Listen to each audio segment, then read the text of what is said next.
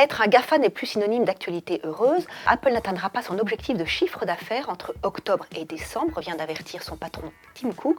C'est le premier avertissement sur les résultats du groupe depuis 2002, ce que la bourse a évidemment sanctionné. Que révèle cette déception du géant américain ? Premier point, la Chine va plus mal que prévu. Or, c'est un pays qui représente 15% des ventes d'Apple. Tim Cook parle des premiers effets de la guerre commerciale avec l'Amérique de Donald Trump et aussi des effets du ralentissement économique chinois. Les spécialistes parlent surtout de la concurrence d'acteurs locaux comme Huawei, par exemple. Ces produits font un tabac chez les Chinois à des prix nettement inférieurs au dernier iPhone. Deuxième point, le statut d'Apple est peut-être en train de changer. Comme tous les autres GAFA, c'était une entreprise de croissance, c'est-à-dire qu'envers et contre tout, leur chiffre d'affaires, leurs abonnés, leurs ventes progressaient.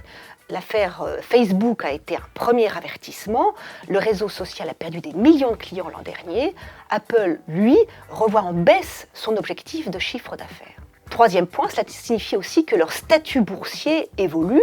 Ce ne sont plus des valeurs refuges dans la tempête, ce sont même elles qui provoquent des tempêtes. On l'a vu à l'automne dernier. Apple avait marqué les esprits en août dernier lorsque sa capitalisation boursière avait franchi la barre des 1000 milliards de dollars. On en est loin aujourd'hui puisqu'elle est retombée en dessous de 750 milliards.